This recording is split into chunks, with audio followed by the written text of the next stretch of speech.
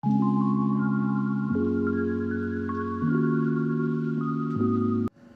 everyone, welcome back to the Brush by Brandy YouTube channel, and this week we're working on this piece that's behind me, which is actually really beautiful, and I'm thrilled with how it turned out.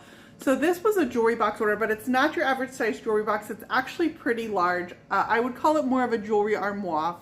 And for this one, the order that I got, she sent me a whole bunch of pictures. A lot of them had wildflowers on it, but there was a lot of variety. So one of them that she said spoke to her had these dark blue colors, and I chose to run with that. You know, I'm a girl who loves the blues and the greens, and this color combination is absolutely gorgeous. So I can't wait to show you this really soft blend that I did on here. And then I combined two different transfers on this one. So I'm going to talk to you guys a little bit about layering different transfers and how to kind of combine those and coordinate them. I like these big oversized florals on these smaller size pieces too. It's really impactful. So this is a really nice, soft, pretty floral combination. I'm thrilled with how it came out, you guys. So I can't wait to show you the process. We're going to clean up this jewelry box and make it the showstopper that it is now. Let's get started. Here's where I started on this piece. I actually picked this up in bulk from a jewelry box collector. I bought about 30 jewelry boxes, and this was one of them. So it's in pretty good condition. I always start my jewelry boxes by taking them apart completely. And that involves removing all of the hardware, all of these little tiny screws, from the exterior and the interior as well. I cleaned this jewelry box really well, and then I went ahead and gave it a scuff sanding using my Surf Prep sander and a 120 grit paper. And then I'm going to go ahead and prime this one in a white primer. And that's going to be for grip because part of this jewelry box isn't solid wood. The scuffing over the surface is also going to help with grip. That's going to give my paint something to bite onto. So here is my box once I've got that coat of primer on, and now let's go ahead and start laying on my paint. This is a fairly dark color combination, these dark blues, and I'm definitely going to need 2 coats to get coverage over this white primer. I could have also used a dark gray primer or even a light gray primer. Probably would have helped with my coverage a little bit more, but I've got white on there, so 2 coats is going to be enough to get that coverage. I'm using a 3-color blend on this base coat from Wiesel Paint, and I was originally trying to figure out what shades of paint that I wanted to use. So I started out with Inkwell, which is this dark navy that I'm using. I also combined it with Refurbished Gentleman and River Rock on this initial coat. In the end, I ended up settling on Inkwell and Higgins Lake for my lighter color, and those were the only 2 colors that I needed. A 2-color blend was more than enough for this, but on this base coat, you're seeing me use 3, and the process is exactly the same. I just eliminated that middle tone.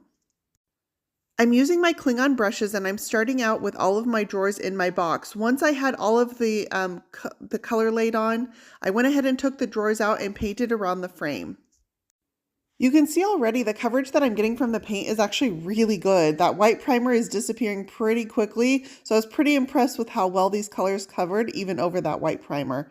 This is the River Rock that I'm laying on in the center, and it just got a little too busy for me on the base coat, but this is the great place, you guys, to play around with different color combinations, see what you like and what you don't like, and I was able to figure out how to refine these colors to get the blend that I wanted.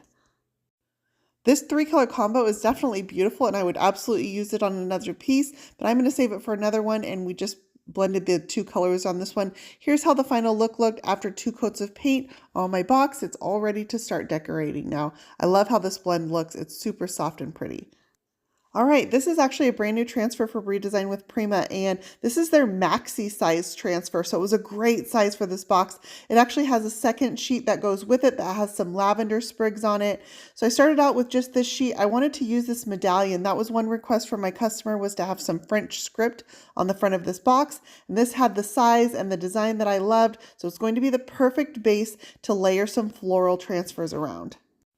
I laid my box on its back, and then I found a dry placement for my transfer. I have a razor knife out, and I'm going to cut it around the drawers, and I'm just going to work this slowly, one drawer at a time, working down the front of this jewelry box. Every time I make a cut with that razor knife, it relieves some of the tension on the plastic backing from this transfer. And that gives me my markings for where I know I'm going to cut this transfer so that each drawer has an individual piece that I can apply separately. That's my goal here, is to get these apart versus trying to apply this as one continuous piece. Once I've got all the drawer cuts made, I'm going to come down here to this bottom drawer and I'm going to rub the transfer on. I rub over the entirety of the transfer first. And then once I've got that all done, I'm going to come back and find a corner of the transfer and start lifting the backing sheet and rubbing as I go, making sure the transfer stays with my piece. I'm also going to make sure that I cut it along the edges. I did bring this into my house and put it on its back on a soft rug so that I don't damage the paint finish while it's laying down.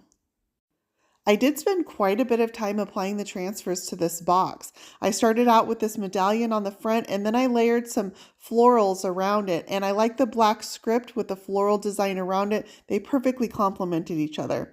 So once I first have my transfer on, you can see the white halo around the edges, and I'm going to make that disappear by rubbing over it first with my fingers, and then I'm going to come over it with a soft cloth, and then I'll use the polishing pad from Redesign with Prima, and that makes that transfer halo virtually disappear. By the time I seal this piece, you won't recognize it at all. So coming up to my next drawer, I went ahead and cut this piece using my razor knife, and now I've got this isolated. So you can see how on each one, I'm working to just get it isolated from that backing sheet so I can apply just one drawer at a time. So rubbing over the entirety of the transfer, and then I'll pick up a corner of that clear backing sheet and start peeling that away until the transfer is left behind on my piece.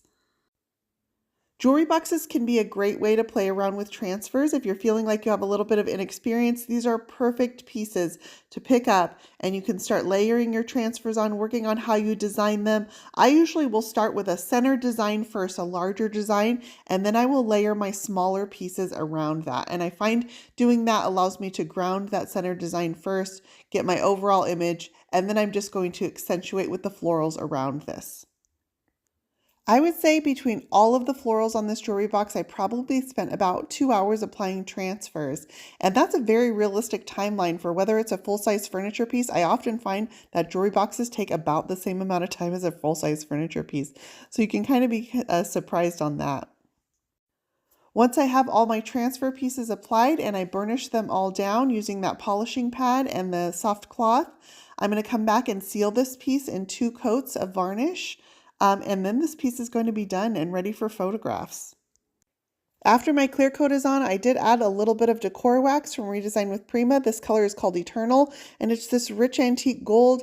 It's the perfect accent for just about anything. I added a little bit of it onto the tips of my hardware, put my box all back together, and this one is ready for photos. What do you guys think? It's super beautiful. I hope you guys enjoyed this video. You can find links for everything I use in the description for this post. As always, you can find more Brush by Brandy on Facebook, Instagram, Pinterest, and YouTube, and on my website at brushbybrandy.com. And if you enjoyed this video, don't forget to click that subscribe button for weekly tutorials here at Brush by Brandy on YouTube.